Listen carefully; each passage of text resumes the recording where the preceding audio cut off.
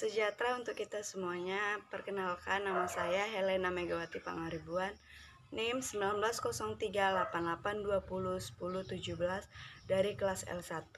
Di sini saya akan menjelaskan mengenai landasan neurologis pada bahasa dengan mata kuliah psikolinguistik. Faktor neurologis yang membahas tentang kaitan antara otak manusia dengan bahasa. Neurologi mempunyai kaitan erat dengan bahasa, karena kemampuan manusia berbahasa ternyata bukan hanya karena lingkungan, tetapi karena kodrat neurologis yang dibawanya sejak ia lahir. Betapa besar peranan otak kita di dalam pemerolehan, pemahaman, dan pemakaian bahasa. Evolusi otak adalah perubahan secara perlahan fungsi otak, baik itu dalam proses pengenalan, emosi, ingatan, pembelajaran motorik yang merupakan perubahan sifat-sifat yang terwariskan dari generasi sebelumnya yang berlangsung secara bertahap. Hal ini membuktikan perbedaan neurologis yang membuat manusia dapat berbahasa, sedangkan hewan tidak. Dalam hal ini, manusia memiliki kemampuan yang lebih dengan makhluk yang lain, terutama dalam hal berbahasa. Setiap belahan otak saling mendominasi dalam aktivitas, namun terlibat dalam hampir semua proses pemikiran. Hemisfer kanan dan hemisfer kiri sama-sama memiliki peran yang penting untuk melengkapi satu sama yang lain.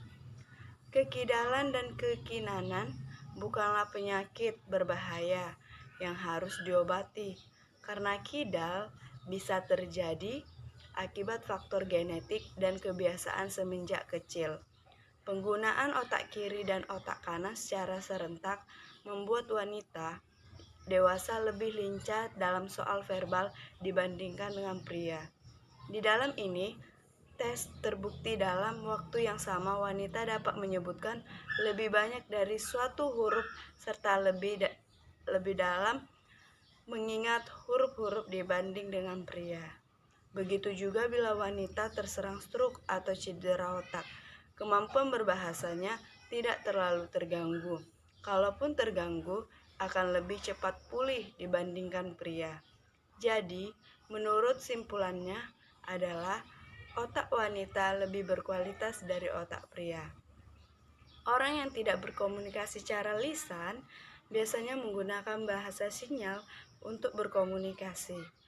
Pemahaman manusia terhadap bahasa selain berguna untuk mempersepsi ujaran, produksi ujaran, ada juga faktor yang mempengaruhi bahasa, faktor biologis dan neurologis.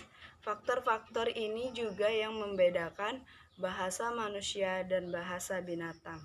Dan juga bahasa sinyal sangat diperlukan bagi seorang tunawicara dan tunarungu.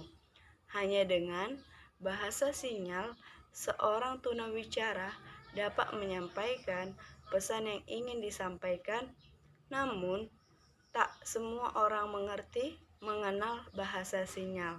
Biasanya, seorang tunawicara didampingi oleh seorang pendamping penerjemah yang berfungsi untuk menyampaikan pesan kepada khalayak umum. Disimpulkan bahwa perkembangan manusia bahasa memiliki kaitan erat dengan perkembangan biologisnya. Baiklah, demikianlah penjelasan dari saya. Lebih dan kurangnya saya minta maaf. Salam sejahtera untuk kita semua. Salam sehat.